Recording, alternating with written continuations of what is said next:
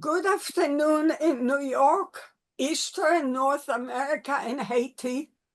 Good morning, middle and western parts. Good evening in Europe, Kurdistan and Africa. And welcome, whatever time of day or night, for all who are joining us from all corners of the world. I'm Yael Danieli, founder and executive director of the International Center for Multigenerational Legacies of Trauma, ICMGLT for short. Thank you for joining this important webinar on Unveiling the Legacy, Scholarly Reflections on Haiti's, quotes, double debt of 1825. Simultaneous interpretation is available in both French and Haitian Creole. To choose your preferred language, please scroll down to interpretation and click on it. I'll take a moment. Okay. This International Center for Multigenerational Legacies of Trauma webinar is held in collaboration with Kolektif Ayisyen Afwo-Desandan, Haitian Afro-Descendants Collective, NYU Law School Global Justice Clinic, Institute for Justice and Democracy in Haiti, and the Anacaona Center for Human Rights, France, Haiti.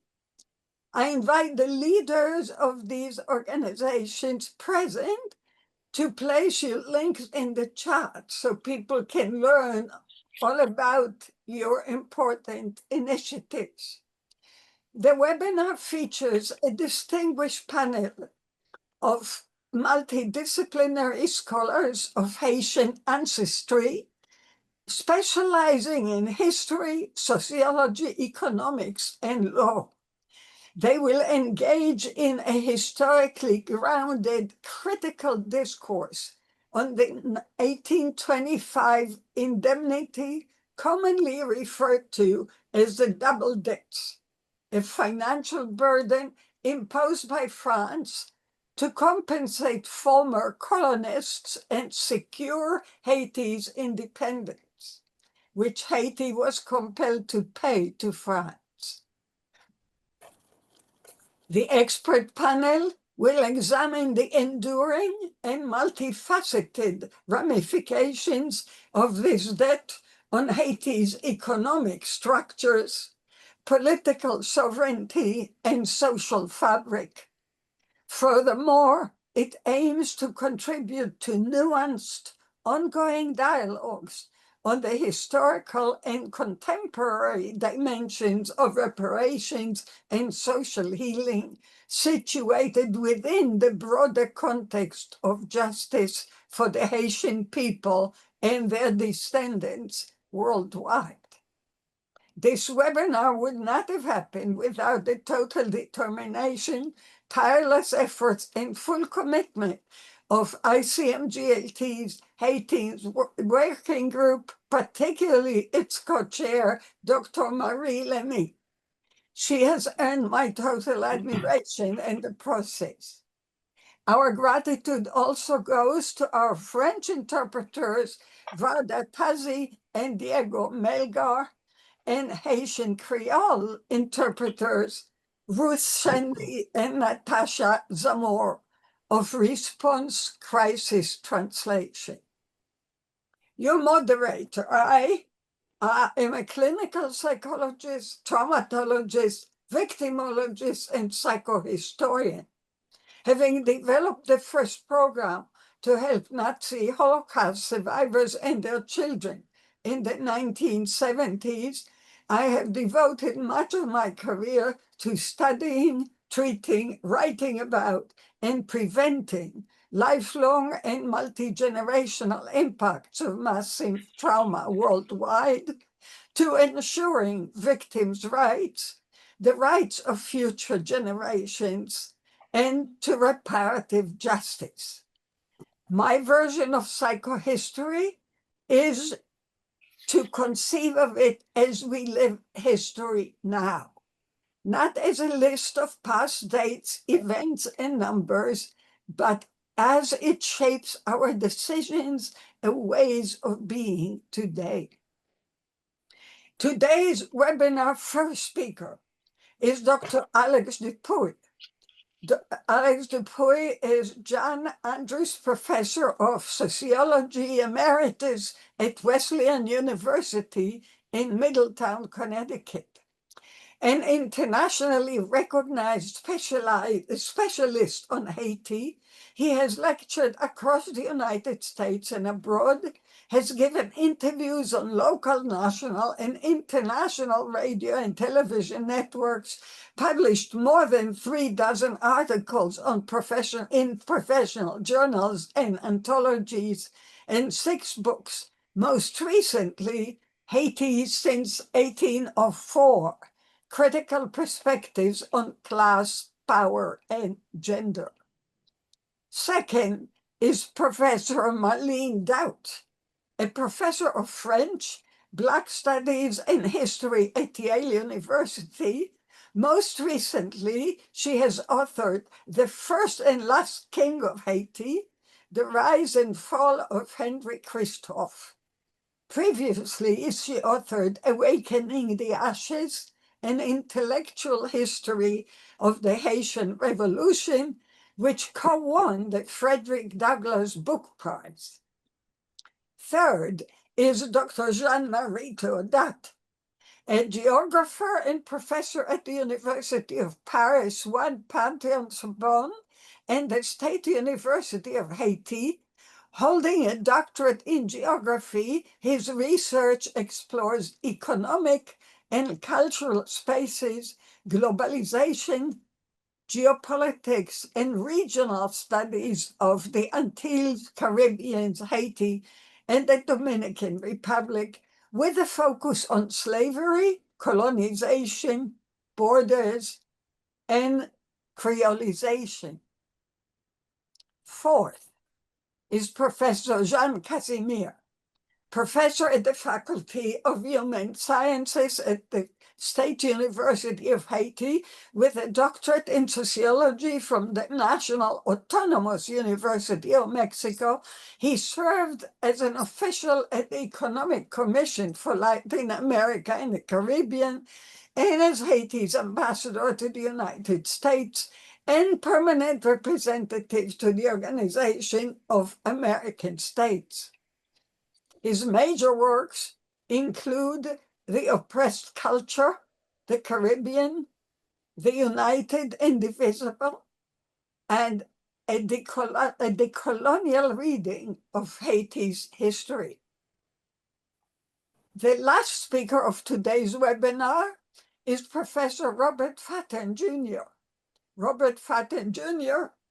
is Ambassador Henry Taylor and Mrs. Marion Taylor, Emeritus Professor of Politics at the University of Virginia. He served as chair of the Department of Politics and Associate Dean of the Graduate School. His numerous publications on Haiti include Haiti Trapped in the Outer Periphery and The Guise of Exceptionalism, Unmasking the National Narrative of Haiti and the United States. The Haitian Studies Association presented him its Award of Excellence and of Lifetime Achievement.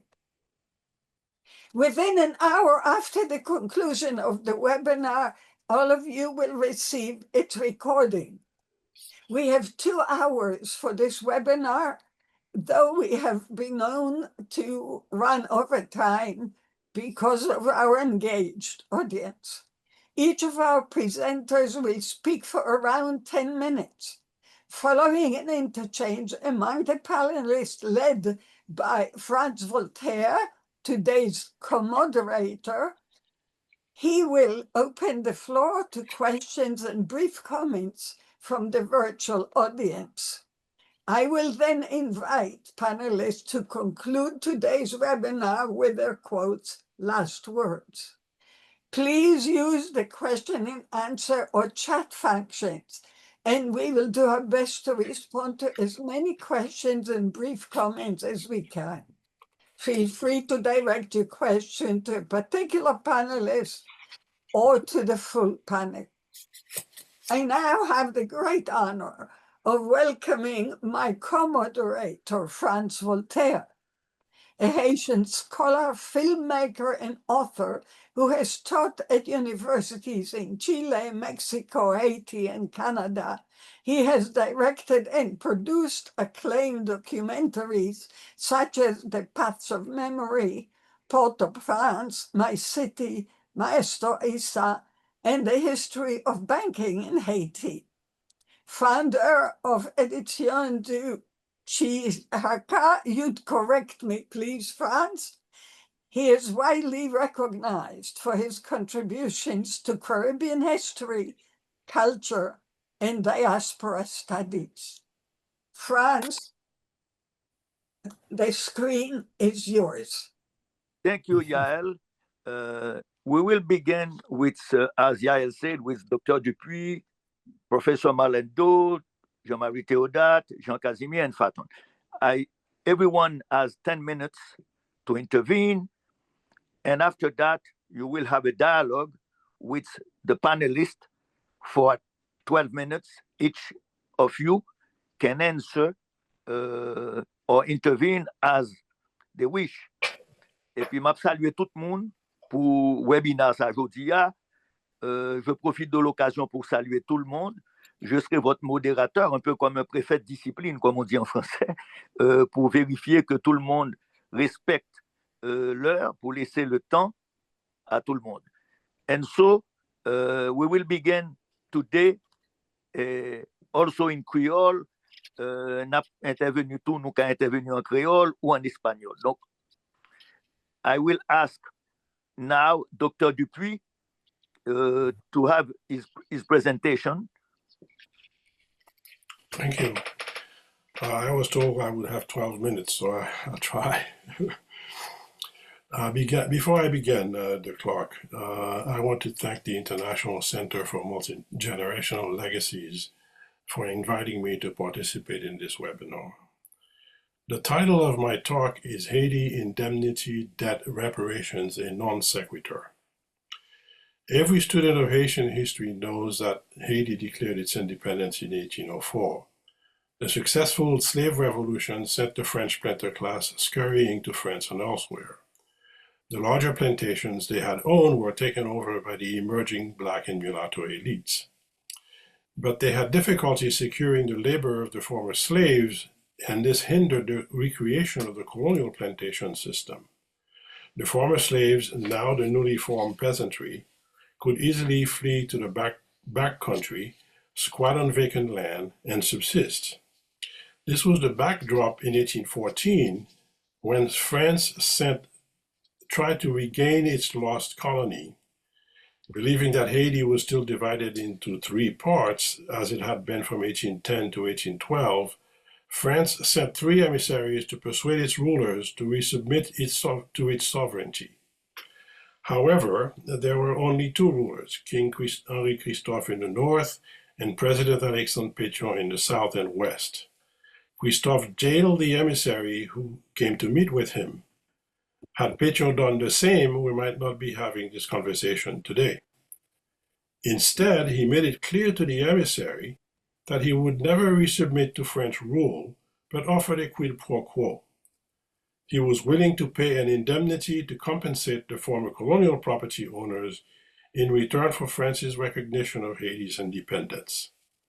Jean-Pierre Boyer succeeded Pétion in 1818 and reunited the whole country in 1820 after Christophe's suicide. He followed Pétion's principle of rejecting any form of French rule over Haiti, and in 1824 he sent emissaries to France to negotiate the same reciprocal agreement that Pétion had originally proposed. France refused at first, but in 1825, King Charles X sent the Baron de Marco to Haiti with a flotilla of 14 warships to blockade the port of Port-au-Prince and demand the payment of an indemnity of 150 million francs to compensate the former colonial planters. In return, France would recognize Haiti's independence. A blockade was an act of war and could have disrupted international trade with Haiti. But to be effective, it would have had to be expanded to all the ports in Haiti and throughout the entire island of Hispaniola that was under Boyer's control at the time. Boyer knew that King Louis XVIII had convened a private council that had advised him to reject all military expeditions aiming to reconquer the old French colony. Thomas Clarkson, an Englishman who had been an advisor to Christophe, had also reassured Boyer that France was not contemplating or prepared to invade Haiti. He wrote to Boyer in May 1821 to tell him that, quote, France had given up all idea of trying to conquer Haiti by force of arms, but had not given up trying to obtain it by intrigue, end quote. Boyer met again with de Marco in 1825, and the two finally came to an agreement about the indemnity and recognition. Boyer believed the 150 million francs France demanded was excessive, but he accepted it for two reasons.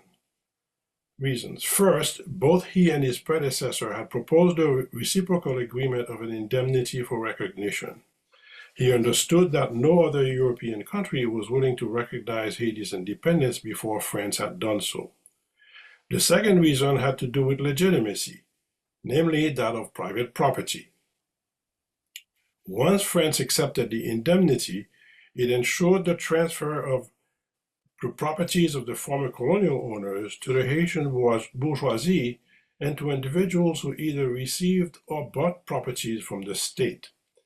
As the Haitian historian Jean-François Brière put it, quote, the indemnity was not the price paid for the recognition of Haiti only, but was a massive transfer of property to the mulatto and black elites. France accepted the agreement for the same reason. King Louis Philippe, who had threatened military actions against Haiti if it did not honor its debt obligations, remarked, quote, if the indemnity was the price for the recognition of Haiti, the king's government, as much in consideration of the Haitian nation as for the respect of the rights of people, could have relinquished it, but it was accepted for the respect of private property, end quote. In 1838, Boyer entered a second treaty with France and succeeded in reducing the indemnity to 60 million francs, with annual installments spread over 30 years. But since Haiti had borrowed 30 million francs from a French bank to make the first payments on the original 150 million, the total owed to France came to 90 million. Haiti paid off the indemnity in full in 1883 under President Decius Salomon, not in the 1940s as many others have claimed.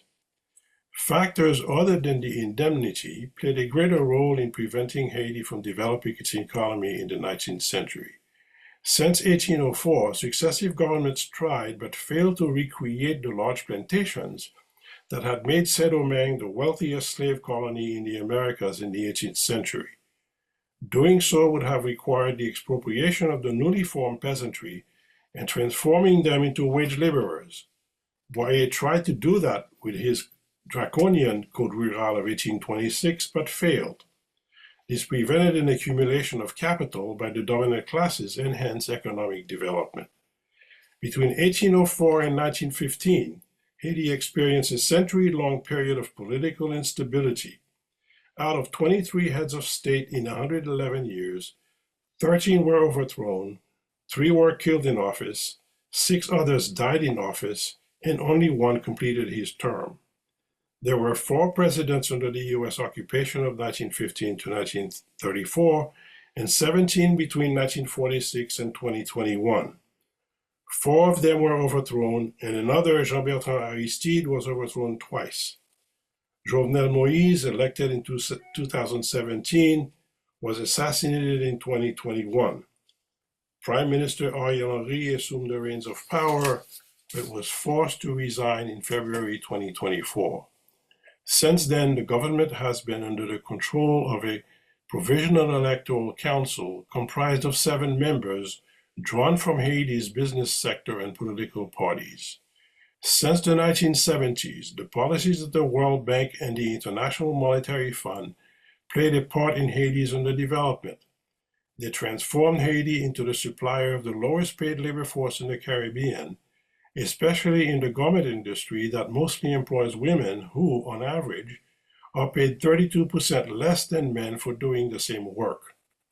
In 1976, 75% of the population lived in absolute poverty, and the richest 5% appropriated more than 50% of the national income. By 2007, the richest 10% of the population appropriated 47% of the national income, and 2% controlled 26% of the nation's wealth. It is not surprising, then, that under such conditions, and unable to earn a living in Haiti, increasing numbers of Haitians sought to do so elsewhere. By 2020, the remittances they sent to their families back home accounted for 25% of Haiti's gross domestic product, and nearly twice as much as the combined value of its exports and direct foreign investments. In my view, then, Haiti does not have a case for reparations. It needs a democracy that represents, prioritizes, and serves the interests of the majority, difficult as it may be to think this could be possible under the current climate of rampant criminality. Thank you very much. Thank you, Dr. Dupuy. And now, Professor Marlene Do. Dr. Do, it's your turn. Yes, thank you all. Thank you everyone for being here. And thank you, of course, to Dr. Danieli and Dr. Lemay for organizing this and for inviting me here. So what I'm going to do is I'm going to lay out what I think is Haiti's best case for what I like to call the 3 R's, which is reparations for slavery, restitution of the double debt, and reconciliation, and that's damages. But I'm going to begin in the present day. On April 17th, 2025, the bicentennial anniversary of the day the ordinance was first issued, France's president, Emmanuel Macron, finally broke his silence. Remember, when the New York Times reached out to him, he didn't respond. When an ABC reporter tried to reach him a couple years before, all his administration had to say was no comment. But in this official communiqué issued on that day, the French president finally acknowledged what he called the heavy financial burden his country imposed upon Haiti. In so doing, he announced, quote, a joint Franco-Haitian commission responsible for examining our common past and shedding light on all its dimensions. But tellingly, Macron did not address the question of repayment or reparations. The National Assembly of France recently did, though. In a quite astonishing resolution passed on June 5th, 2025, the Assembly called, quote, on the government to consider requests for reimbursement and to study the process of repaying the double debt imposed on Haiti, end quote. While Macron has yet to respond, this is not the time to let up. But to understand Haiti's case for the 3 R's, we actually need to pay more attention to the historical circumstances that preceded the indemnity.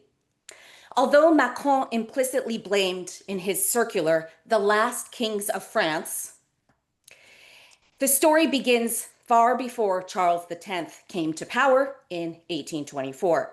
It also begins before his brother Louis XVIII came to power in 1815 and also 1814, the 2 Bourbon restorations.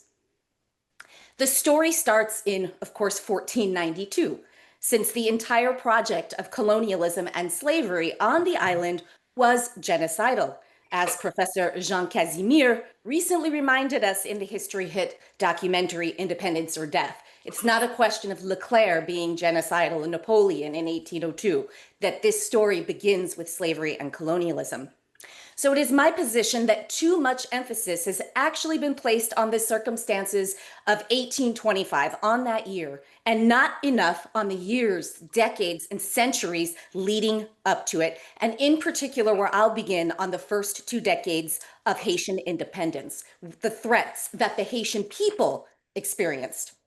If you go into the French National Archives, the British Library, the UK National Archives, and the National Library of Jamaica, you will find dozens upon dozens of manuscripts and pamphlets from the first 2 decades of the 19th century, proving that France immediately plotted to retake the island and restore slavery, their words, right after the Declaration of Independence was issued. Nearly all of the Saint-Domingue restoration proposals under Napoleon, his successor Louis XVIII, and his successor Charles X suggested exterminating, their word, the majority of the Haitian population if their leaders refused to submit to French supremacy, their word again. These genocidal takeover plots threatened independent Haiti under all its first leaders, Dessalines, Christophe, and Pétion. Of course, the latter simultaneously president and king over the Republic and the Kingdom of Haiti. By the time Pétion and Christophe's successor, President Jean-Pierre Boyer, signed the indemnity agreement in 1825, the French had been openly plotting to restore slavery and exterminate the Haitian populace for those 2 decades. This story of plotted genocide is essential to understanding the threat of violent war, not merely financial exploitation, that 19th century Haitians lived with. This would not have been an abstraction to them, and I will tell you why. Of course, Haitians definitively won their independence in 1804. Every student of Haitian history, as Professor Dupuis noted, knows this. But France did not recognize the new nation and continued to claim that Saint-Domingue was their colony. Ordinary members of the French populace and French officials alike never stopped scheming for this takeover. In 1806, Saint-Domingue's former finance secretary, Henri Peru, addressed a detailed plan for reconquest to Napoleon, who was at the time emperor. He said, if we only listened to revenge and justly irritated spirits, we would have to destroy every person in Saint-Domingue beyond the age of 8. Though aware that many in France would have loved nothing more than to witness such an extermination, he proposed that, quote, only those who dare to fight should be destroyed. We could deport to a colony not yet settled anyone else wearing an epaulette. Of course, a repetition of Leclerc's infamous 1802 statement that what the French needed to do was get rid of anyone over the age of 12 who'd ever worn an epaulette. A former French general named Kerverseau, stationed in Saint-Domingue during the Leclerc expedition and who had remained initially on the eastern side of the island after independence, also sent detailed reconquest plans to Napoleon. Like his predecessors, Kerverseau spoke of the need to exterminate nearly the entire population, including the children. He also proposed assassinating Dessalines. He said no conciliations for the quote-unquote Negroes should be made at all. They want to be free, he warned, but the honor of the French name, the security of the West Indies, and indignantly outraged humanity cannot allow it, he said. The aura that once guaranteed the safety of the master and allowed one man to live in peace among 200 slaves is gone. The black man knows today that a white man is only a man. He knows that by killing the masters, he has already acquired independence. Then we can think of the situation with André Rigaud, whom Napoleon let out of prison, the same prison where Toussaint Louverture had previously been held. He let him out because he submitted a reconquest plan. In 1810, Napoleon sends him to the island to overthrow the Republic of Haiti. This mission fails because Rigaud dies in September 1811. Even though Napoleon was busy fighting wars around the world and seemed to lose sight of his loss in Saint-Domingue after this, his Bourbon successors wasted no time trying to come up with new schemes to retake the island. In 1814, under Louis XVIII's authority, the French Minister of the Marine sent the 3 spies to Haiti you just learned about, with the mission of coercing Haiti's leaders to surrender.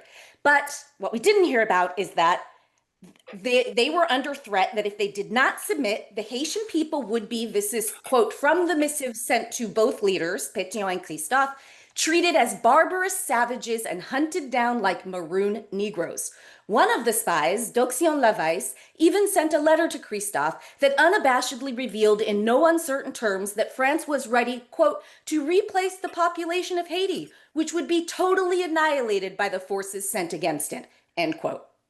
After King Henry's men captured one of the spies and confiscated the genocidal instructions given by the Minister of the Marine. The Baron de Vatte, one of the most prominent members of the Haitian King's administration, lamented that 25 years of misfortune and experience had failed to correct the irascibility of the ex-colonists. He continued, "They have not let go of one iota of their iniquitous and barbaric system. They have not ceased to provoke the cabinet of Louis XVIII." I'm so sorry, Marlene. You're a little too fast for the interpreters. Okay, I'll slow down. Thank you. Sorry. No problem. He said, "They have not ceased to provoke the cabinet of Louis XVIII to lead it, like that of Bonaparte, into sending a similar expedition against us. They have not only advised it, but they have also offered, just like the first time, pecuniary means for it to be undertaken." He's referring to the fact that ex-colonists who had lived in exile in England previous to the Bourbon Restoration had returned to France in 1814, Venot de Charmilly, the most famous case, and offered to fund the new expedition for the French government to go and restore Saint-Domingue. Then Vatte gives a resume of French plots. First, they sent us spies, then commissioners, all of them ex-colonists, to insult us and offer us the choice between slavery or death. They conceived of plans of attack, plans of extermination in their writings and pamphlets which make nature tremble and which violate all the laws of religion, justice, morality, and humanity. Finally, they have proposed to exterminate our entire population, even suckling babies. Now, we know that Pétion behaved very differently in the face of these spies, sent the exact same letter as Christophe. At a subsequent meeting of his assembly, he invites one of the spies, Doxion Lavais, into the Republic. He does tell his closest two advisors, Joseph Anginac and Jean-Pierre Boyer, that he would never consent to French reconquest. However, he did open another fatal door when he said that he was not opposed to paying what he called a pecuniary indemnity to compensate the former French colonists for the loss of their properties. This was first floated in 1804 by the colonists themselves, who requested 750 million francs as the price. Now, we go back to Christophe. He had an uncanny ability to thwart these games of manipulation. But the biggest threat to Haiti's sovereignty was on Haiti's own shores. The king felt perfectly capable of standing his ground, even when Thomas Clarkson urged him to consider a treaty of indemnity with France. On November 20th, 1819, the Comte de Limonade sent an important missive to the renowned British abolitionist, in which he insisted that any request for the people of Haiti to indemnify the French colonists would quite simply be, in his words, inadmissible. Limonade went on to note that Christophe did not intend to deviate even one iota from the principles set forth in his November 1816 proclamation, in which he banned French people and their ships from the island following the attempt by further French commissioners to open negotiations without recognizing Haitian independence. Because Christophe and his writers had very publicly insisted that the Haitian people could not and would not indemnify the French colonists who had once put them in chains and tortured them in body and mind since the time it was first proposed. The Gazette Royale printed this stern rebuke: "If Pétion tallied up the pain and torture the ex-colonists exacted upon the people they enslaved on this island, he would see on what side there should be compensation, if there were to be any. And besides, what link could still exist between the master and the slave who has broken his chains?" So you see that Baron de Vatte is there asking for reparations from slavery. Again, the indemnity has not yet happened. In his writings, Baron de Vatte repeatedly insisted, "It is the recognition of our independence that will forever protect us from the tyranny of our oppressors." He said, "Without this precondition, no treaty, no agreement. We want to be free and independent, and we will be, despite the dishonorableness of the colonists. Our independence will be guaranteed by the tip of our bayonets." Yet Christophe's successor, Boyer, eventually came to see the matter differently, but not at first. Up until September of 1824, Boyer is having circulars printed in Le Télégraphe telling the Haitian people to prepare for war, and similar to Vatte, describing all the previous attempts to negotiate with the French government. But we know the story that when Macao arrives, reinforced by 14 warships making all his threats, that Boyer signs. So we've just heard that many have questioned whether or not Boyer specifically believed that France was actually capable of bringing war or blockading all the ports and retaking the island. Yet let us not forget that 19th century Haitians were the ones who had to live through the constant threats of violence against them, all of them public. So many were initially relieved to see their former enslavers finally recognize Haitian independence. The historian and politician Demis Valdelhomme wrote of Boyer's consent to the agreement that at first it had provided Haitians with hope. He said this administration, which held the entire island in peace for 25 years, as a result of the treaty concluded with Charles X, saw itself freed from apprehensions of a new war with the former metropole, which had hitherto preoccupied the public mind. Preoccupying the public mind. The people are afraid. The people do not want to go to war. The people are tired of endless violence. Boyer also believed that recognition of Haiti's independence from France would lead to recognition from the rest of the world. But racism and empire were stronger pulls than humanity and justice. The United States did not recognize Haitian independence until 1862, when the Civil War had already begun. So, for me, this is the basis for the repayment, restitution, and reconciliation for slavery, colonialism, and the racist freedom tax that the inhumane French government exacted to punish the Haitian people for driving them out of Saint-Domingue. For the French only released their territorial claims on Haiti after instantiating a form of economic violence whose consequences have been in many ways just as deadly. I think France definitively owes Haiti money because of the indemnity, but I dare say that they owe them far more in compensation, the legal language of damages for pain and suffering. Thank you.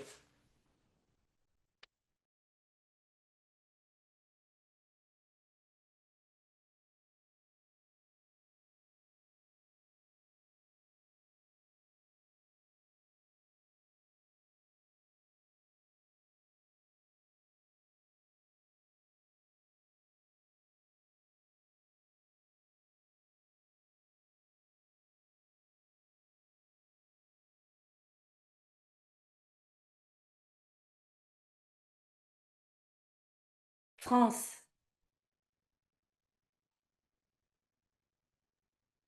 Hi, Franz, you're muted right now.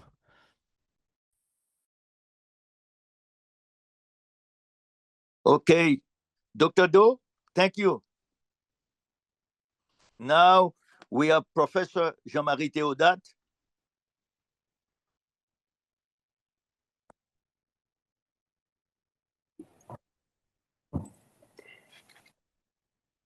Merci beaucoup. So much.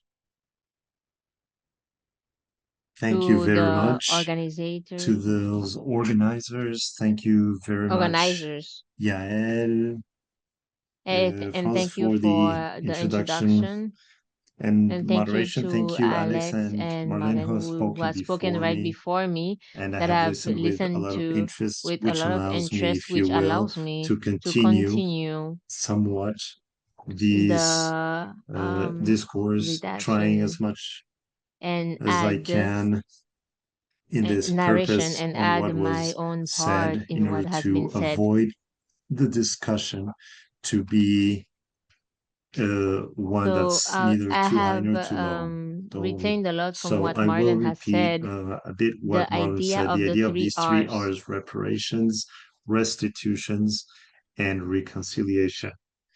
So reconciliation remains for us something that's in the far horizon, considering the situation of war, not even civil war, we could say, but we could say this third type war, which is ravenous in Haiti. Since we have over 5,000 deaths since the beginning of the year, a balance that brings Haiti close to Somalia, and other countries in this, but I'll bring our two main R's, reparations and restitution. First of all, reparations. I believe that from the standpoint of reparations, Haiti is part of all the countries in the New World who, in the name of slavery and colonization, have fallen under an injustice that has endured over 300 years. And to a certain point, we could ask ourselves if this does not continue, since the neo-colonization that Haiti has undergone is evidence that it is not enough to proclaim its independence, to be in an asymmetrical relationship with the metropolis. So from that standpoint, Haiti participates of a larger larger context from most countries in the world and countries in Asia who have gone under the same situation. So slavery. But I would like to insist on the third R, restitution. We could say that Haiti is a unique case. There is no other country in the world in history who have had to pay for their independence twice. First of all, with the martyr's blood on the battlegrounds, and secondly, by the acknowledgement of the ancient metropolis against its taxes. On this third R, then, restitution. The restitution I would like to insist on today to show, on the one side, the justice,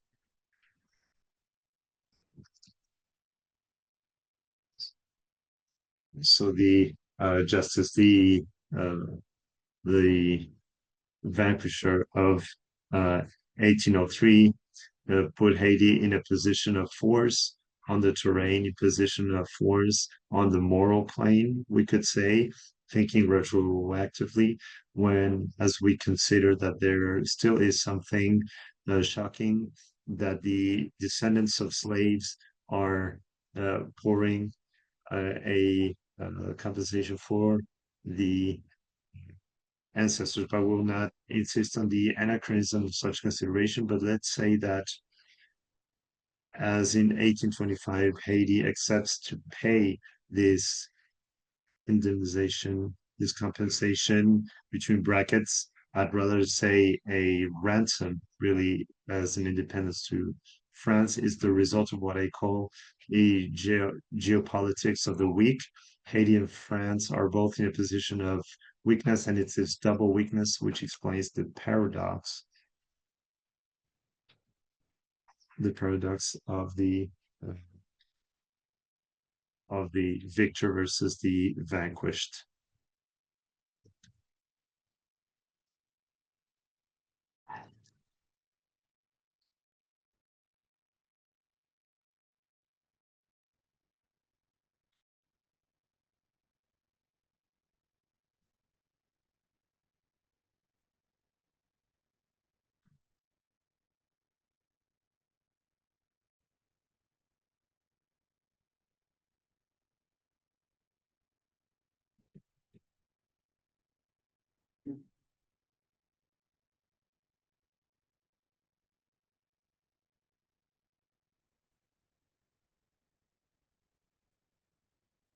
Sorry, I was getting the interpretation. So if France in 1825 had truly had the means to execute the threat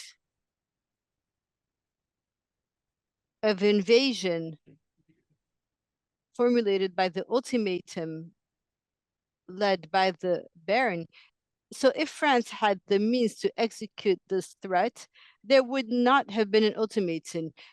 France would have done like a tiger. They would have gone to their prey and occupied them simply. But I would say that France was weak. And proving that by recalling some facts. So the defeats of 1803, which had left about 50,000 deaths for France. This is one of the major defeats of the Napoleon periods. There was a Trafalgar And then there was also Waterloo in 1914.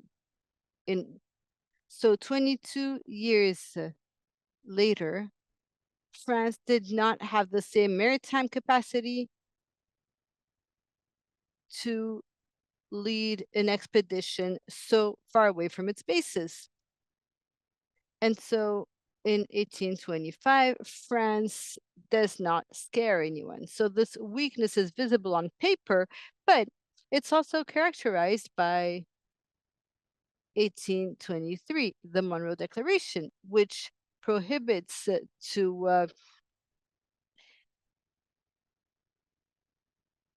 Western powers to reestablish colonies.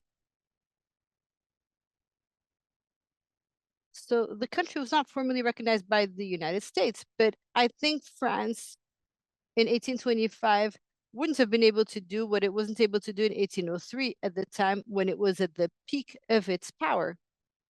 But Haiti was also weak, not a strategic weakness,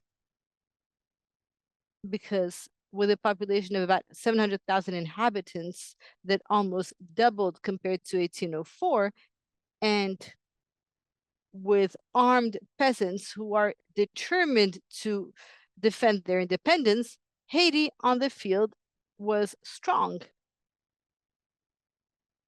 But the country was always subject to the possibility of an invasion from the Spanish, from the French, from the British, and maybe even the Americans, because this independence, which was recognized by no one, not even by the South American republics that Haiti had helped to gain their independence, this independence was vulnerable. It was on paper and quite weak.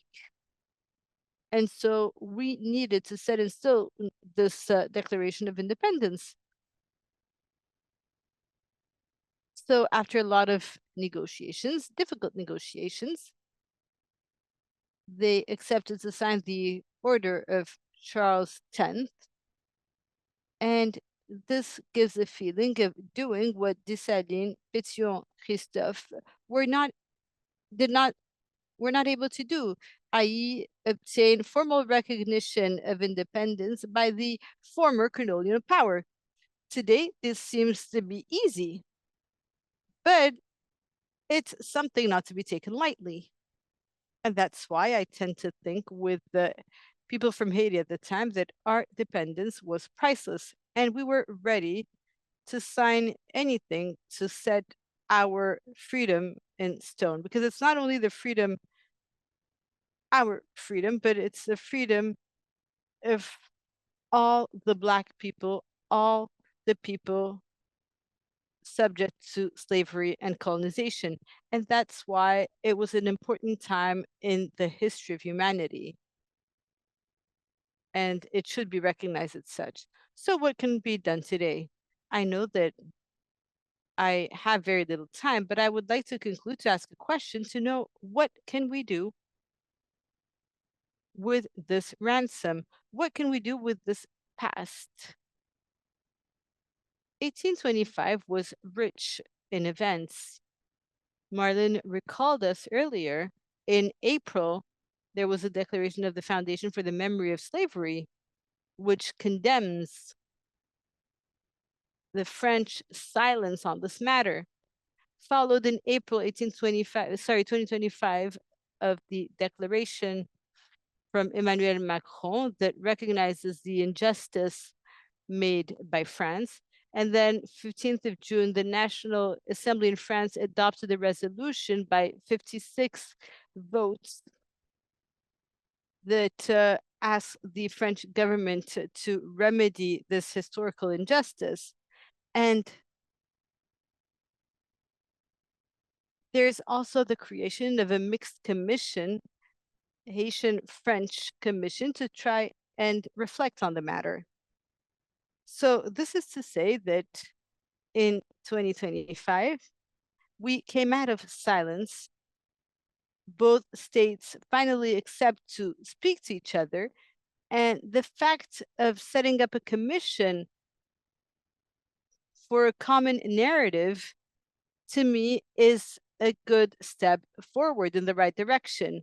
But it will not move fast, because from a resolution to a draft law to a law, for example, for the restitution from France to Haiti, there's a lot of things to do, a lot of traps. And what I can say in conclusion is that given the weakness of the current government today, given the lack of legitimacy of the prime minister and the president, and given the finances of France, I think that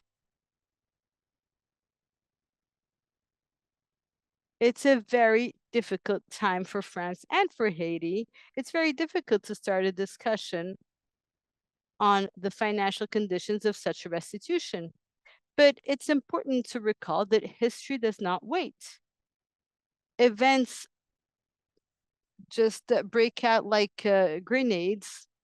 And the major challenge for French politicians and Haitian politicians today is to navigate in troubled waters. So to talk about money where Haiti doesn't seem to have a legitimate voice, and on the other hand, France doesn't have a legitimate voice to make a decision, a very important decision. And so here again, I'd like to say that by a mirror effect that crosses 200 years of history, the geopolitics of the week that was valid in the past seems to happen once again with weakened states now again.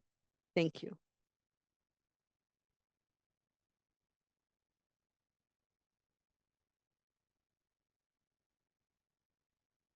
France, you have to unmute.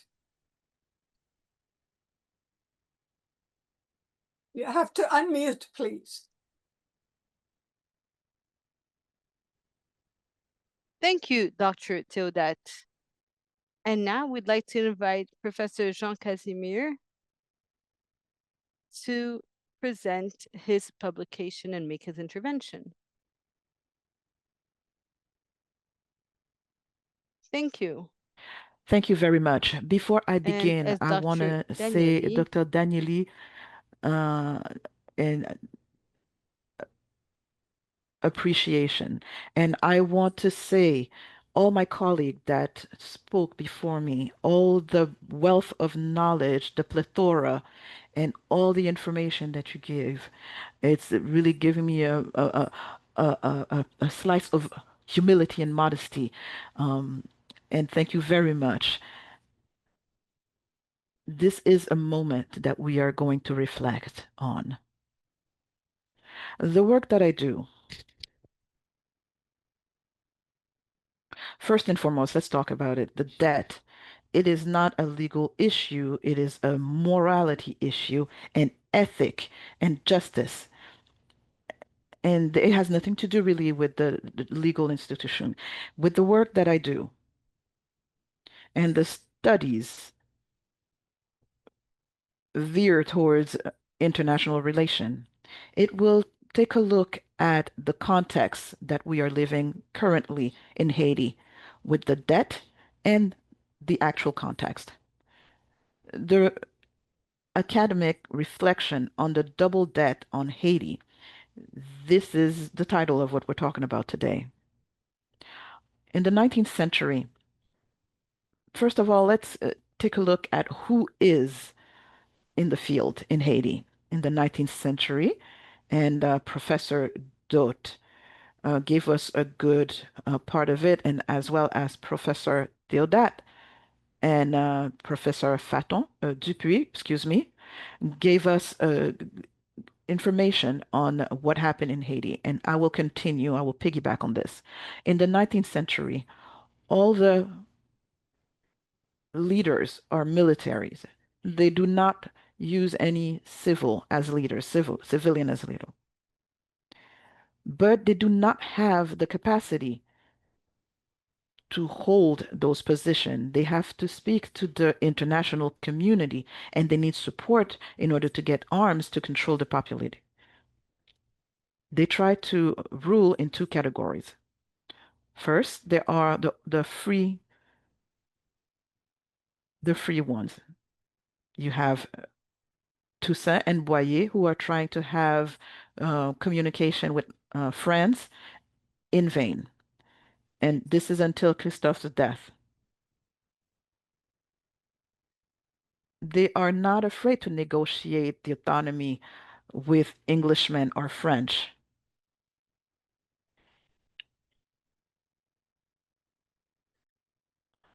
Those leaders who are free men are in agreement to work with the local people. The ones who fought since 1791 until 1804, they are the ones that will have to pay again in order to return to the international community in 1825.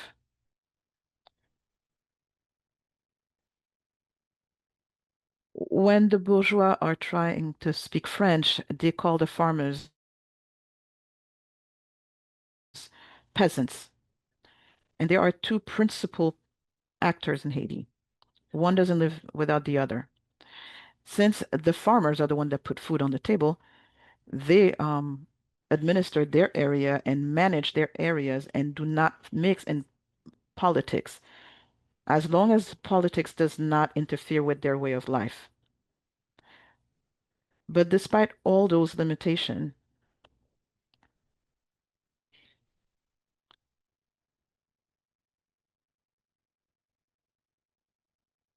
that they try to build in order to have a well-garnished table. When you have,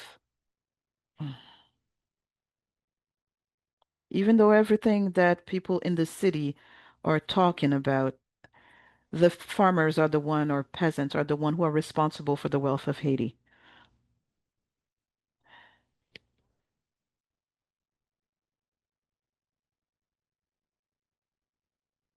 And they gave the people from the city a limit that they have to reach till 1818, and they were forced to calm down.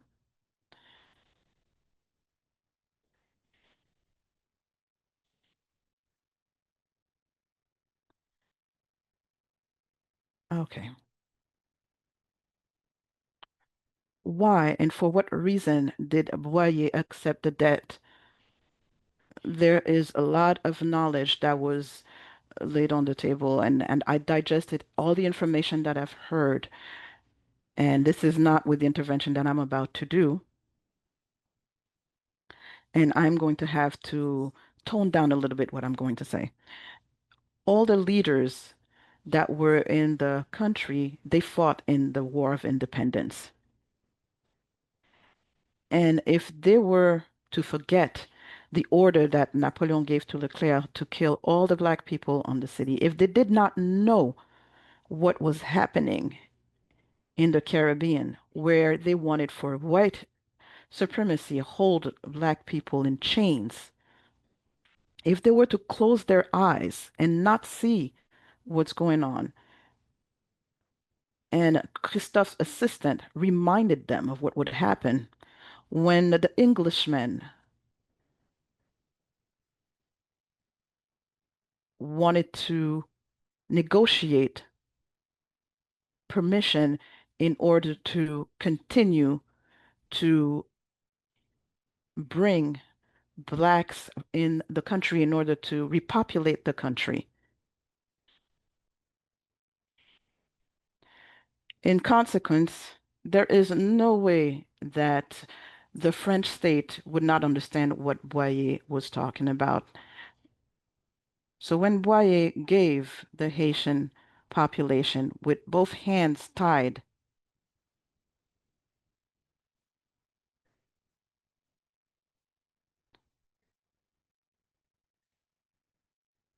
No one. When Boyer has told the Haitian people that I can give you guys an explanation, he was defending his presidency. He was defending his relationship with Leclerc. He was defending the people who were conspiring to kill Charlemagne, the Marron chef, etc. These are the people. These are the people. These are the people that offered to buy Saint-Domingue the same way USA had purchased Louisiana. But all the freemen put together, and the state had no longer had enough strength to negotiate zero autonomy. So at the end of the day, the debt didn't really disturb him much either. But I've not read nowhere where Boy had forced people from the city to come celebrate this treason. If Boy was this dishonest, we should have found all the different chiefs who were within the war. They would have come and fought him or take him off the government um, all those years after he signed the treaty. 20 years after after the treaty. 1 year after the treaty, there's something that he did that stayed with him. He did something against the poor because the poor were ready for him as well. They stopped the work for all the agriculture people, but he had no way to force the police people or the other workers to go do agriculture.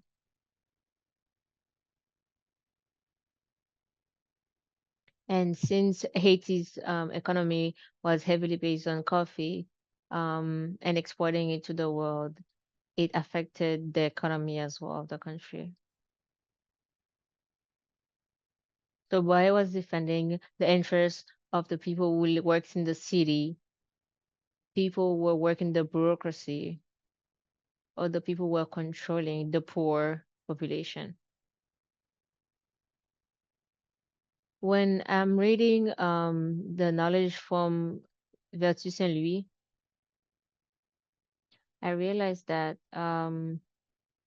in 1822, Boye was fighting for um, exclusive system where the rich could control the economy of the poor. It's the same system that created a national crisis. But if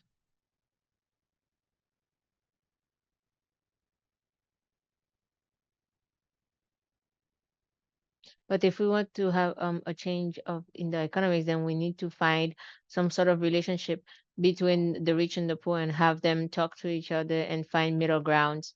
And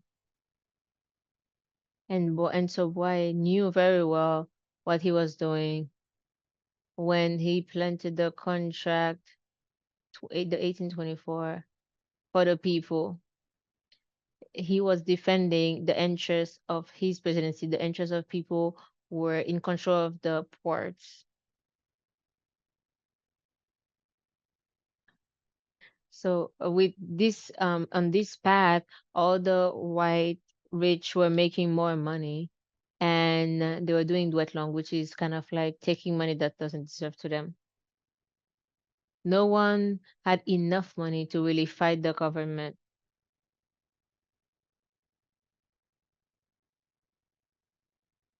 And the state itself didn't have any stable budget. And they couldn't even keep up with the education, agriculture, the public works.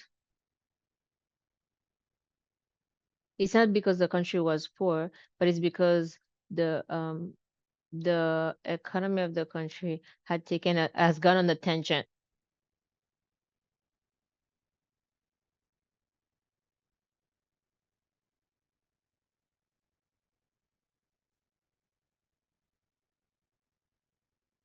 And the other issue was that no one had to report the way they had used their money that has gone to their pockets. They had no way, there was no way to report those. So, but if we keep taking time talking and pointing fingers to the money that that they owe us, we're gonna get in a place that's worse than where Hawaii put us. Should they return us the money? Yes, they should, but we have to figure out and make sure that what are the conditions that they want they want to return this money. We know that the whites won't give back without having something back in common. So we have to be careful. Remember the money from Petrocarib. There's a big a big journal in the metropole, which is France, that started it again. But us, we can't forget that since 1892, 1492, sorry, in the same way that they had reminded us just now, that the stronger are the one that makes the law. Are you sure that New York Times publishing it were in our favor?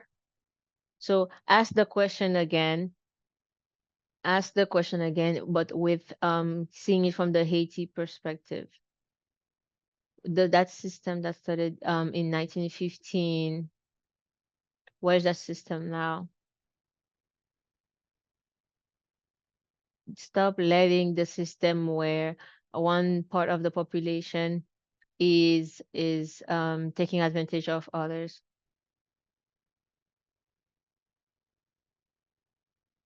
The foreigners have no idea what else to try to come back with the divided system on us.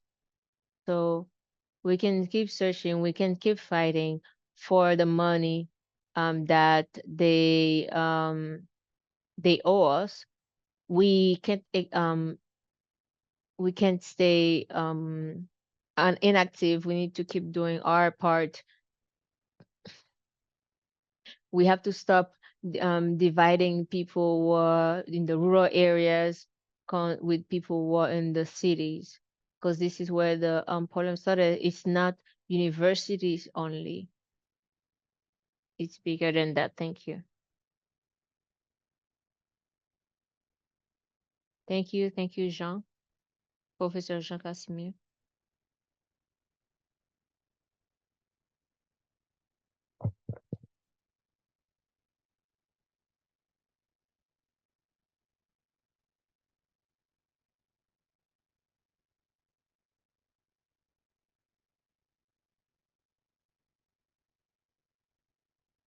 Thank you, Jean. Pas de quoi? Okay, maintenant, now it's Dr. Robert Faton is the last one to speak. Dr. Faton. Okay, thank you. Let me thank all the sponsors of this webinar, especially Dr. Yael Danieli. And let me also thank my colleagues, Alex, Marlène, Jean-Marie, and Fanfan. The historical failure of the Haitian state stems from both internal and external forces. Internally, a predatory elite created deep class divisions and zero-sum politics.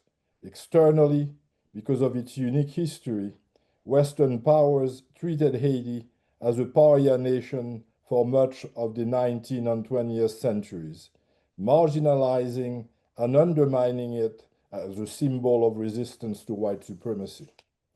Constantly subjected to military threats and sanctions, Haiti was forced into the periphery of the world economy.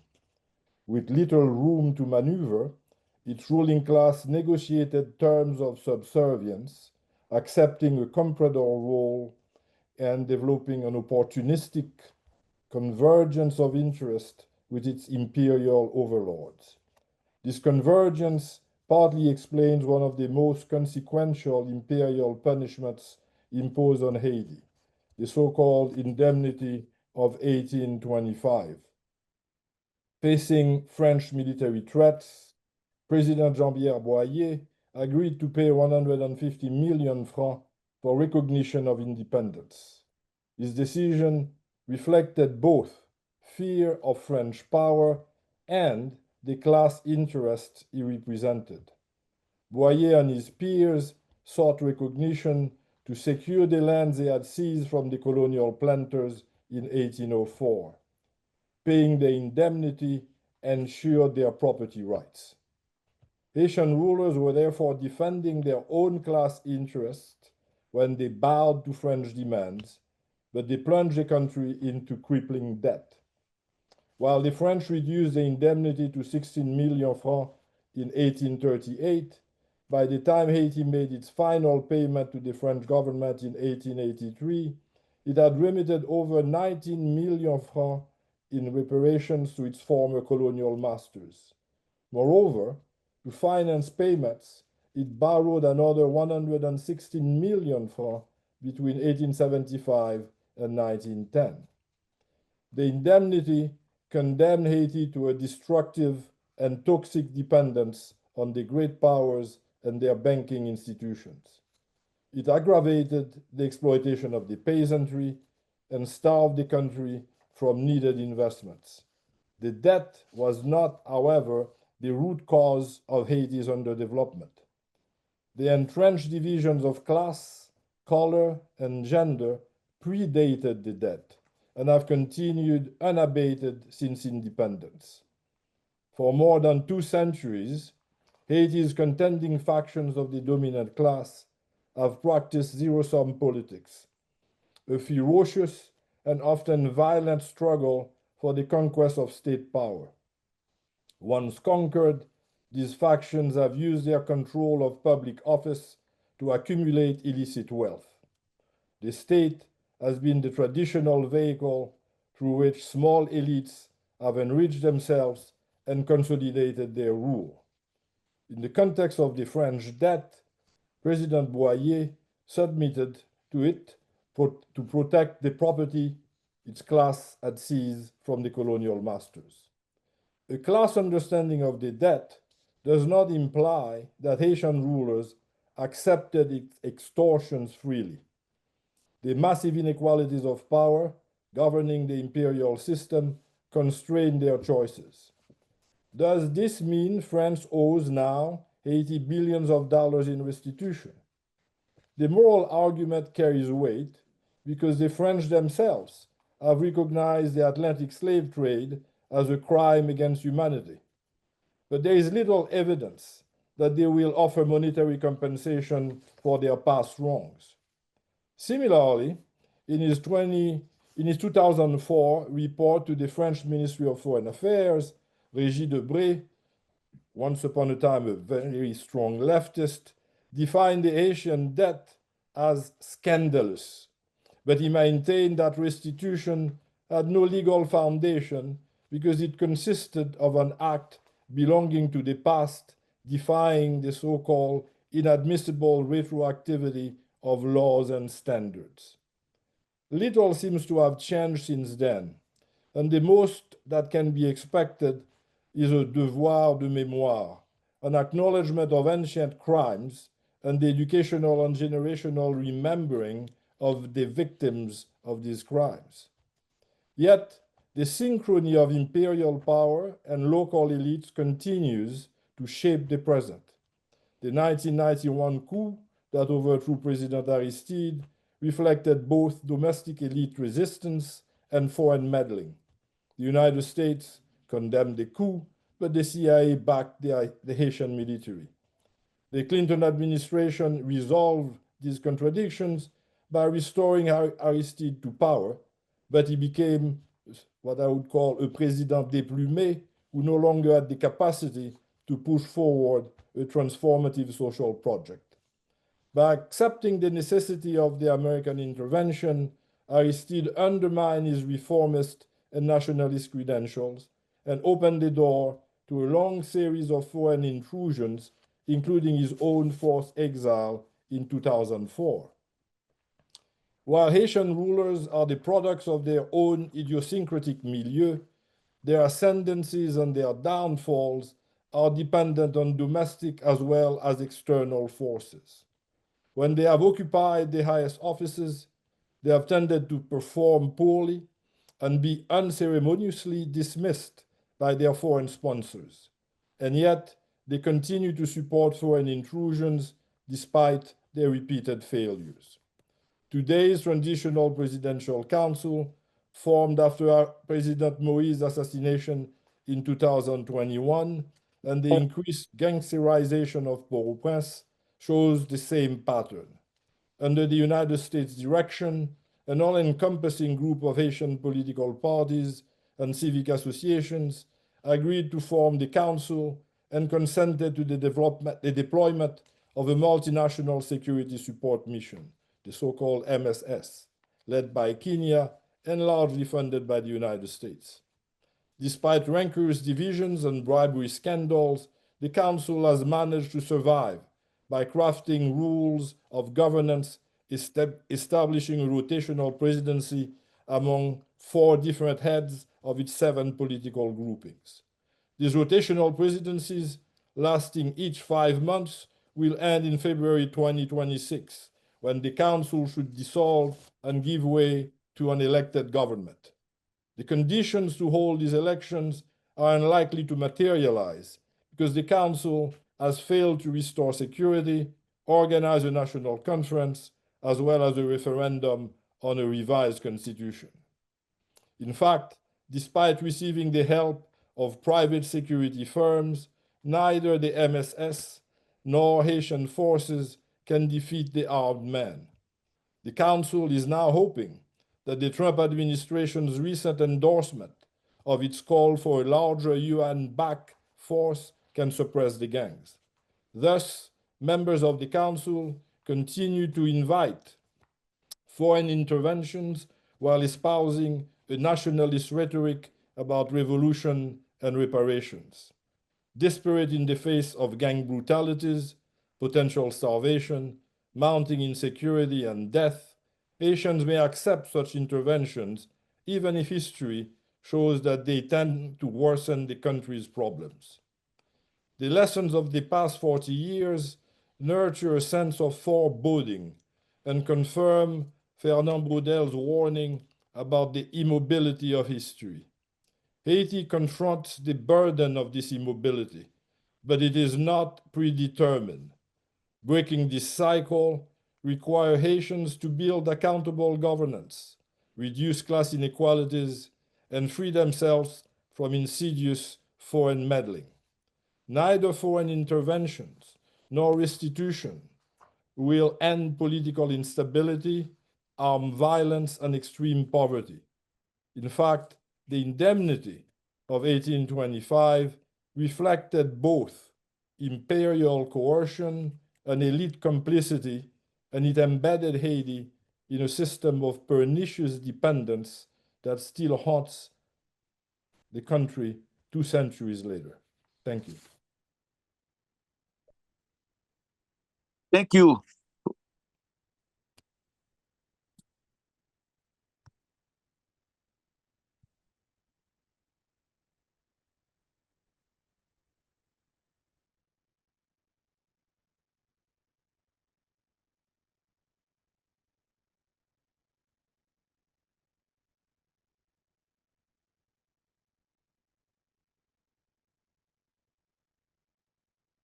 Maybe I can maybe I can fill in until France joins us again. We've had I don't know how the rest of the audience feels. I think oh, here you are. Very good, France. Okay. The dialogue is in your good hands. Okay, you have a dialogue of 2 minutes, each of you, to make a comment. I don't know who will intervene first. Well, I'm sure you have all kinds of reactions to each other's presentations, Ladies, ladies first. Go ahead. Ladies first. Please. And so, Professor Do? Yes, hello everyone. Thank you so much for these wonderful papers. I think what I would say is that you know, this situation with France, I think it is complex. And even though I think we have little hope, I think we're probably all in agreement that they will actually pay. Although I'm willing to be surprised on that front. I think it is important, the place we have gotten to right now. I believe somebody asked in the chat about teaching, making sure the public in France knows this history. And I think that that is extremely important. I taught in France from 2002 to 2003, and none of my students heard anything about Haiti, understood anything about Haiti that had to do with their own country, never heard about Saint-Domingue, Haitian Revolution, Toussaint Louverture. And even within those 2 decades, I've seen things change, but not a terribly great amount. The Fondation de Mémoire de l'Esclavage reported that still 10% of French students are going to encounter the history of Haiti, anything about. They will focus when they do on Toussaint Louverture. There is still a lot of teaching to be done about the actual revolution, Dessalines, Christophe, the aftermath, and of course that includes the indemnity. So I would say that even those of us who are not focused on perhaps the question of pushing forward, you know, restitution and reparation, that our teaching that we do about it and in these public fora are extremely important. Because the knowledge, the power of silencing is actually another form of violence, as we know. It's a form of erasure, and it is what allows people to look at contemporary Haiti and say, you know, all kinds of things that are ahistorical, even as we recognize that what everyone here is saying, but what Professor Flaton and Professor and Casimir emphasized, the causes of Haiti's current crises are external and internal. And I would just finish by saying that even in 1819, when Baron de Vaté wrote the first full history of Haiti written by a Haitian, he noted that the causes of the country were internal and external at the same time. But that doesn't mean that we have to choose one or the other. So we must focus on both at the same time. Thank you, Professor Do. And I don't know who want to intervene.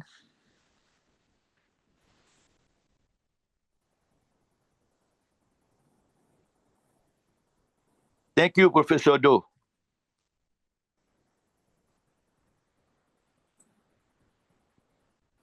Who wants to intervene now?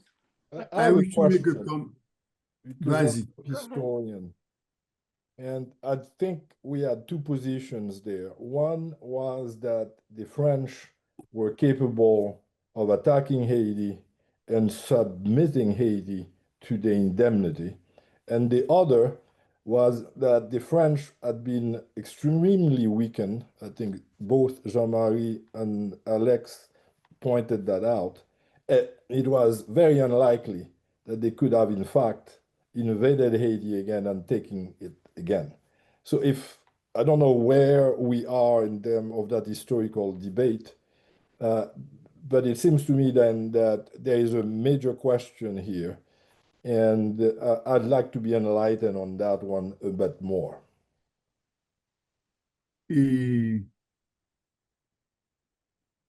Professor, may I say that even though it's interesting to find out if France were or not able to invade us and to do whatever they wish respective to Haiti, irrespective to Haiti, when we look at what France has done in Africa, plus what the British has done, France or the British, c'est même bâton, are the same stroke.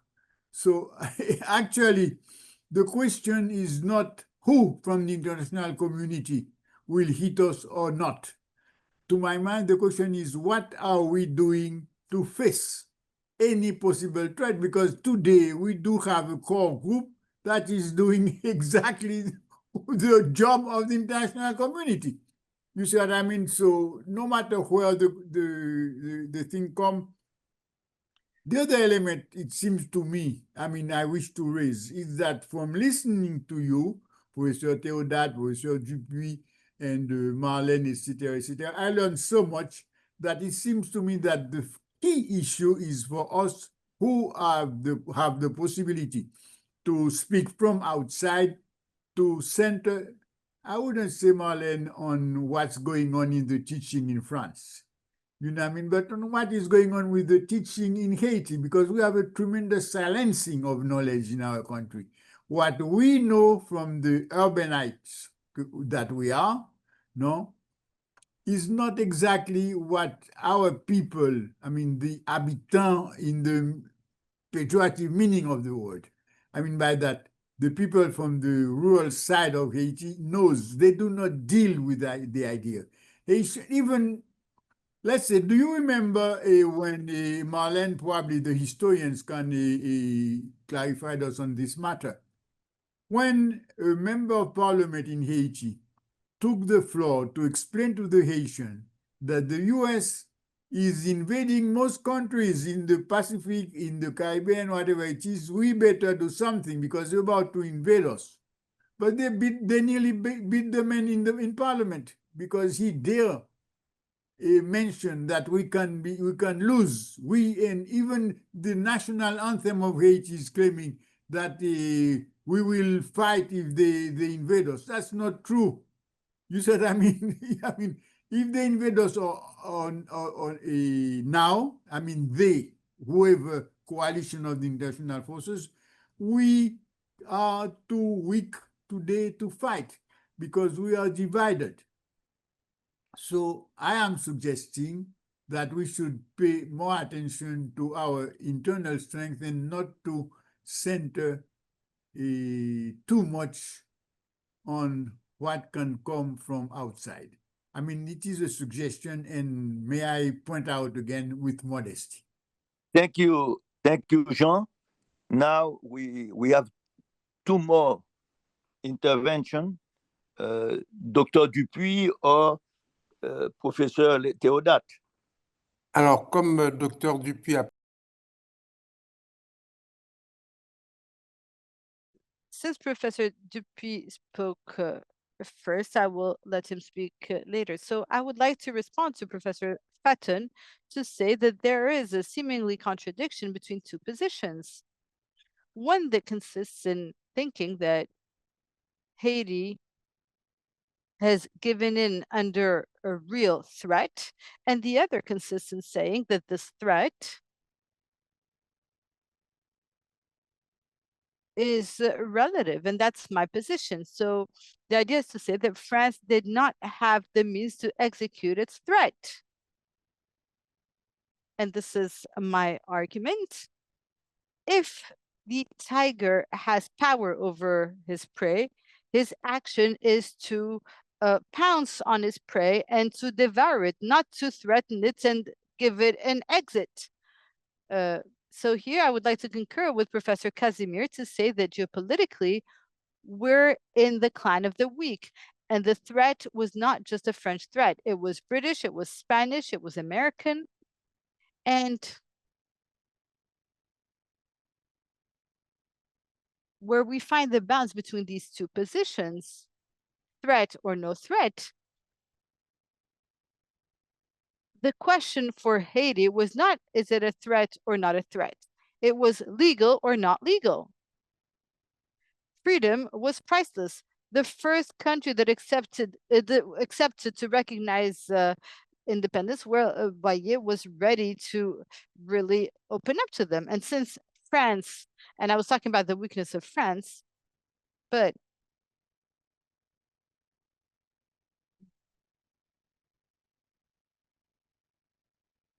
a rebel colony that continues to prosper, this may cause problems to Guadeloupe and Martinique, etc., where slavery was continuing to be practiced. And so for France, Haitian independence had to be recognized in one way or another, because otherwise it was a continuous challenge, an ongoing challenge to the colony. So they had to close the story with Haiti. And France also needed to come back to the position of the most favored nation in the country that had pushed it away with arms. Haiti in 1825 multiplied by 3 the area of Saint-Domingue. The population doubled. It was the golden egg, the golden chicken. And so the idea of going back to Haiti was an idea that needed to be lucrative, and France wanted a good deal. And so paradoxically, Mako's mission ends with a feeling of a head of mission that was happy not to fight, and that obtained from the Haitians everything that he required, i.e. 50% of customs duties less than the others, and Haitians couldn't trade with others because of, and then this And debt mainly the debt from that was the taken in the consortium of French consortium of banks that French will banks that link will our tie in our destiny destiny to the French French finance for finances about for a almost a century. century. All of this to say that we have yielded to a menace, that's true, but one that was not immediate, which we can believe because this menace was expressed through an ultimatum. In other terms, to conclude, I believe that Wade could have said no. Thank you very much to that. And in order to come to a closing of this part of the dialogue, Professor Dupuy has the final word.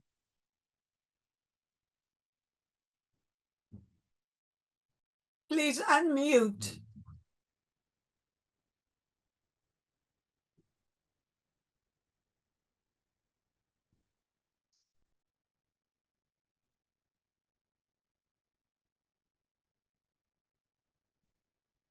Yes.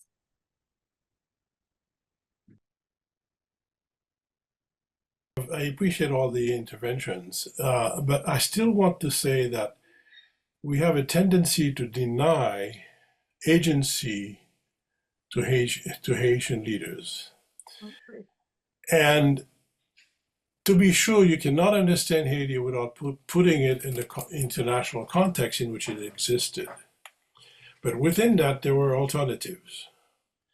And Boyer knew, and the archival documents that I've researched also show that France was not prepared to invade Haiti at the time that they sent the Baron de Marco to Haiti.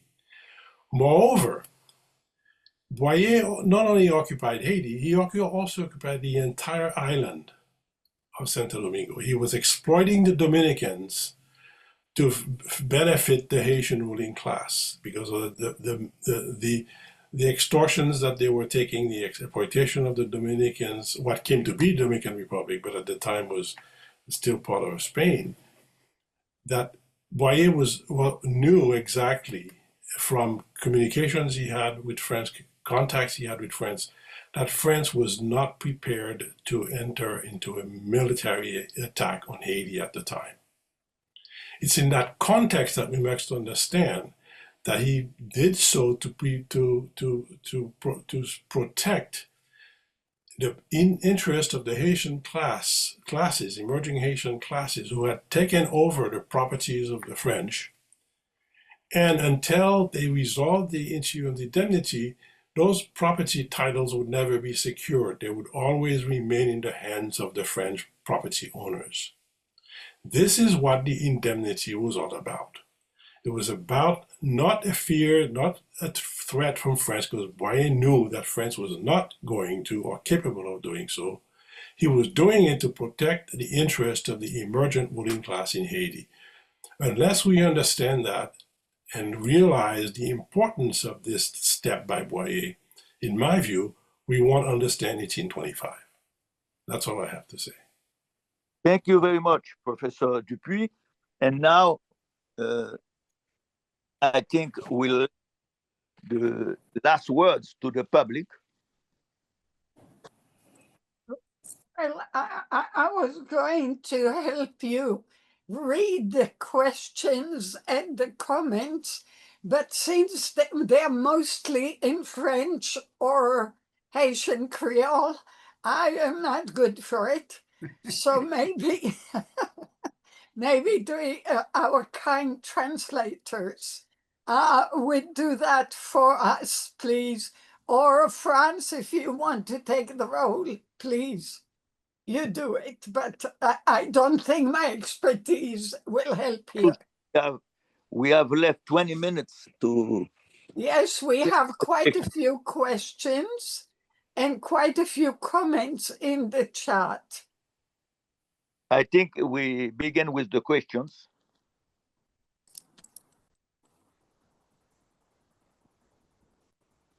Okay, kind translators, would you go to the chat, please, and pick those comments that are substantively stated so we can attend to them, please. I thank you very much. And the same with the question and answers. I can read the last one because it's in English. But all of them, most of the questions are to thank the panelists. And I saw, let me find if we have other questions. Il n'y a pas de véritables questions, ce sont des commentaires, en fait. Of them are thanks to the panelists. Not many questions that are really more comments.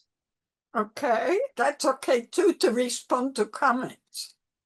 If you want to, if you have a wish to. If I can make a small intervention, please.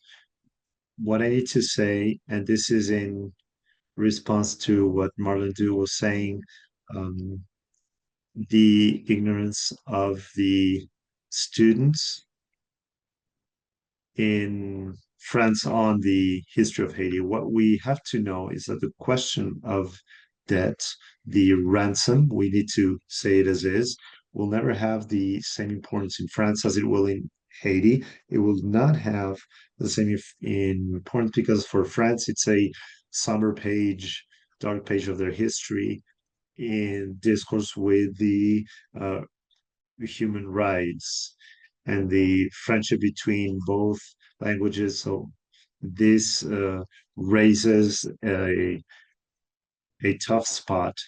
And I don't know how France can insist on this dark page of its history when almost 40 years had to be waited so we can start talking about the period of occupation.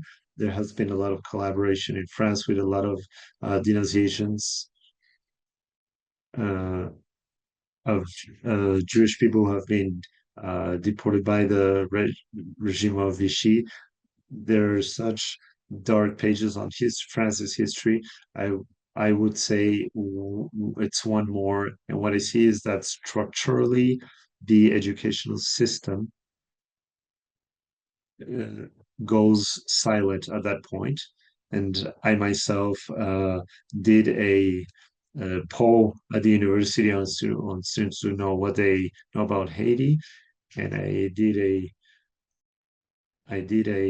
took a poll on them, and the only name they could come up with was barbecue. Voilà. If I could, I would like to respectfully disagree with Professor Dupuy about the property because after 1804, the French have no legitimate legal basis for property. They do not run the country. They are not in charge. And they would know that they have no legitimate basis because during the revolution, all the French who fled had their properties subjected to affermage, sequestered by the state and reassigned, including to Toussaint Louverture, Dessalines, Christophe, Moïse, Maurepas. The folders in the French National Overseas Archives are filled with the sequestered properties. They're either purchased by many of the Black freedom fighters themselves, many of the most prominent, and or leased to them. So they lose their property claim by fleeing the island. Now, the ones who stayed, which were very few, could have legitimately sued to the Haitian government on both sides of the island to recover their properties. There's lots of documentation of Christophe in particular and Dessalines as well, of reassigning these farms and plantations. And so the French have zero property claim once they have left the island, even if they go on the basis of their own laws. The émigrés had lost all their property. That's why Venot de Charmilly is so intent on the restoration of Saint-Domingue, because when he fled to England as an émigré, he lost all of his properties, and his folder is in the National Archives of France for his properties being sequestered and taken away from him. And in fact, those French families that legitimately left, this is in the period where the colony is free and Black, had to prove that they did not go to any enemy country, any enemy power, if they wanted to have ties to their property. So when the Haitian government is formed and declares independence, the French have zero legal basis to say. That would be like the British who have fled, saying that they can claim property in the 13 original colonies, right? On the basis of former laws that are no longer in effect. Once the Haitian Constitution comes into play, the French have no sovereign claim on the island, and that's the whole reason for the dispute in the first place. But to suggest that the French claim, if in fact they make those claims, like today, Venot de Charmilly certainly did, is legitimate, is to say that the French government was not legitimate because the French didn't recognize it, which I disagree with. Professor Casimir. Bon, moi, d'abord, je pense que le professeur Dupinoé pourrait vouloir répondre avant que je n'intervienne. Well, all I can say is that we look at the archives differently and look at different documents to support our argument. So, what can I say? I think rather than seek to find the total answers right now, I think we ought to be extremely satisfied with the depth and breadth of the issues we've been looking at and the quality of the discussion. But I would like the audience to have a say as well. So let me begin with what I can do and go to the questions I can read from the question and answers in English. Then one of you might help me with the French. So the first question was by Satish Sekar to the panel, especially the third speaker. The colonial and post-colonial experience of Haiti was the blueprint that France used in Africa.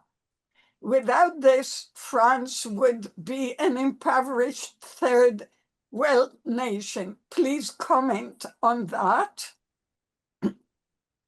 And then, so this is one comment, not really answer, that you might want to look at. Then there is one to Professor Dupuy. Do we have proof or document that show that those titles were transferred, or that the Haitian elite financing credit lines in France or worldwide increased post-accession? That is a question by Dan Jean. Then there is another question by Okama Brook that also appeared in the chat. The issue with Haiti still seems very much class struggle. How can this issue be addressed? Will a referendum help? Let me stop here and have the panel respond to these, and then we go on with the others. Please, who would you like to take up any of these three? Franz, you can also join, you know that. There's also some question for Professor Casimir on the chat. Please, okay. Professeur Casimir, gon moun ki di ou, mon gen yon question pour Professeur Casimir. Pour commencer, m'a dit ou yon merci pour intervention. Casimir. First of all, I would like to say thank you for your intervention. And in order to minimize the legal character, what would be the ransom when the decision for France, when they took the money, it was legal, but they don't want to deal with the situation of Haiti? First of all, thank you very much for this question. The problem with the whole property and documents and all of that, it's the same problem that Christopher Columbus and the French always have. When we're talking about properties and we're talking about the sacred right to properties, the conquistador are bandits. They are bandits. They just grab land. That's it. And then when we discuss the whole issue of property and colonialism, their own laws, they don't respect it the way that they should respect it. Just like the professor gave us the example that they will eliminate their own law because they immigrated. So now they don't want the law to apply. So what right do they have to have the property? This is a problem. So we were talking about properties. We have to think about the whole problem of colonialism. The colonialism is a whole other subject. We're talking about the problem that Christopher Columbus decided that America is for him. And then France decided, okay, give me my part too. Or for the Pope, decided that they're going to divide the world in two parts. This is the problem. So if you don't resolve this initial problem and take a position, then it will never be resolved. And I don't think that we'll go far. Professor Casimir. Someone want to answer the question that Yael has. Okay, let me continue with more. Can I make a point to follow? Sure, please. John's comment? I agree with John. I think the whole damn thing about colonialism is a question that relates to what you say in French, un rapport de force. It has nothing to do with legality. It has nothing to do with morality. It has to do with plain force. This is what colonialism was all about. There is no other way of explaining it. But what is important is that once colonialism set in, the colonialists started to build an apparatus to justify what they had conquered. And those who had been conquered had to follow that legal apparatus to defend their own rights, which meant that they had literally no power to do so. And this is one of the reasons I don't think that reparation is going to happen. Macron is not going to give you a cent for it, whatever pressure you may have. Macron is essentially, taking it away now from his own French people in his budget, let alone that he gives a damn about Haitians, to put it very bluntly. So the question is un rapport de force. Qui moun ki gen force là, et comment on peut jouer avec cette force. Ou pas gen force là, le droit international a peu de poids. C'est bobine. Exactly. Alors, so this is my position. It's only, take another example. During the Cold War, I knew someone here who owned property. He was un duc en Tchécoslovaquie à l'époque. Monsieur dit, moi le prends mes châteaux. You're crazy. There is the Soviet Union and there is the United States. Soviet Union disappeared. He got back his property. So it was a question of force, a question of power. It had nothing to do with morality. because the Duke got his property by exploiting his own people. So there's nothing about morality, it's power.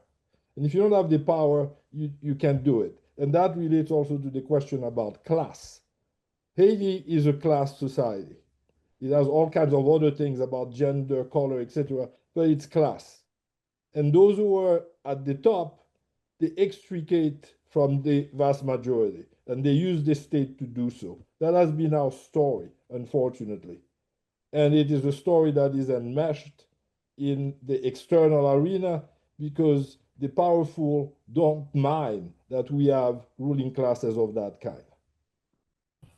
Si je peux dire quelque chose à cet égard? Certainement. Oui, je suis tout à fait d'accord avec ce que dit le professeur Fatton. C'est-à-dire, I agree with what Professor Fatton is saying. He's proving once more something that we've known since Machiavelli. It's force that justifies power. It's not God, it's not Satan, and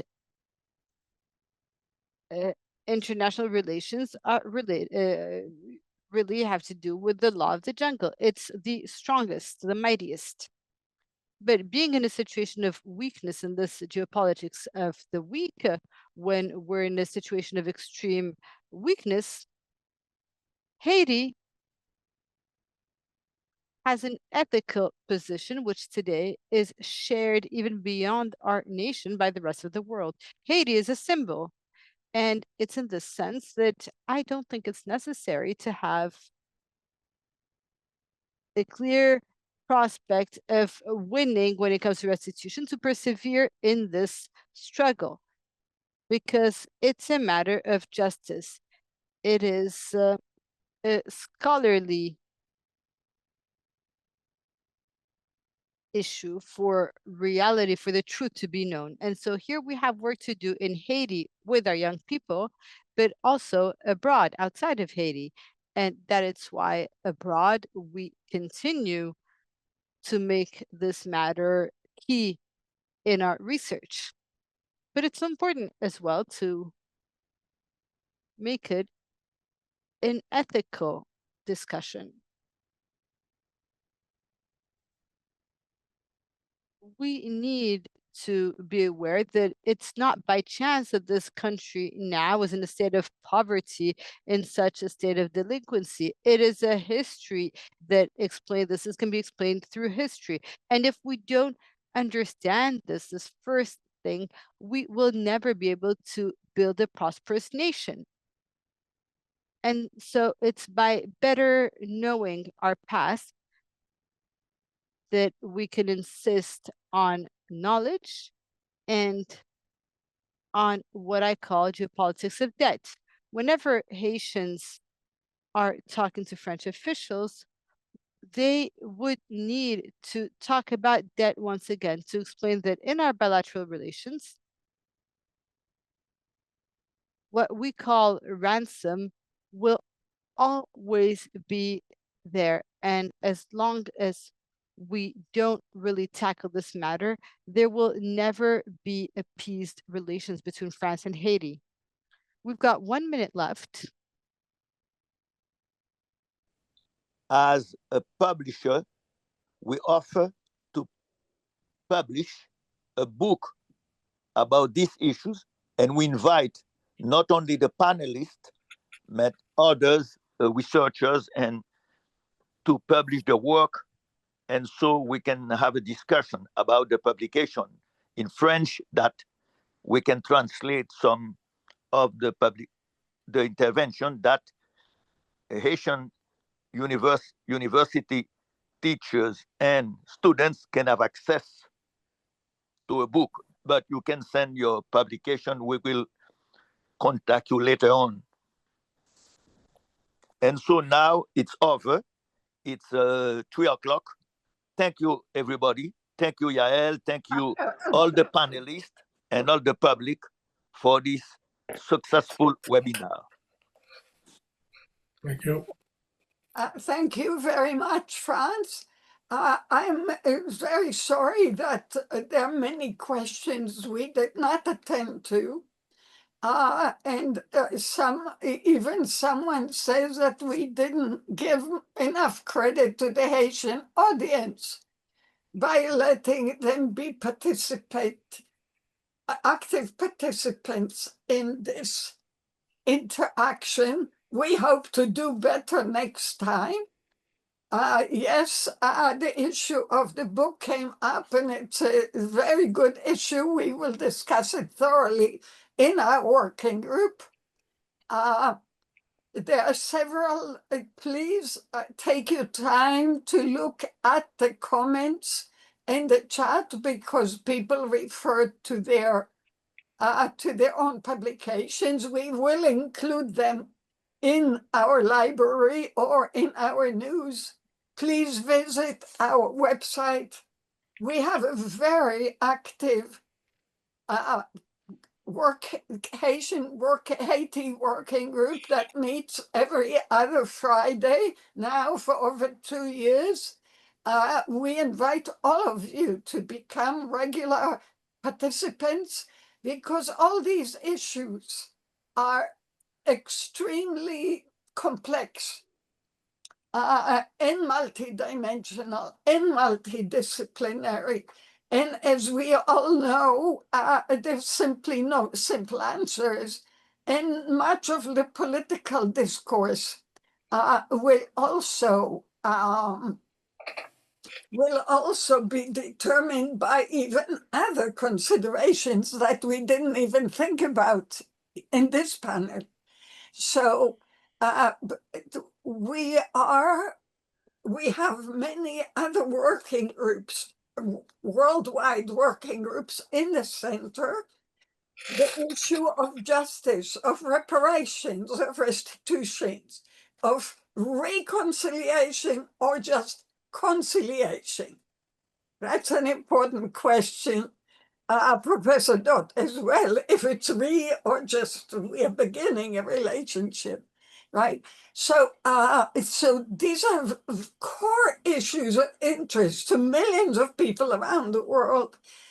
We're taking them extremely seriously. This panel has been extraordinary in terms of depth, complexity, and just opening doors for such important thinking. In 2 weeks, we will have a panel of authors who are descendants of Holocaust survivors. I invite you to come to attend to that too. And certainly we will continue with this webinar as a series, an ongoing series. I wonder, I promise to ask people for last word. Go ahead if you have one. And the very last word will be yours, Franz, because you put so much energy into this. So No. Dr. Yael, you are the one who put a lot of energy in organizing this webinar. And I thank everybody to participate in that, and also the public, because without the public, absolutely, the webinar would not be so successful. I saw the comments of all of them. Unfortunately, we can have a panel for 4 hours.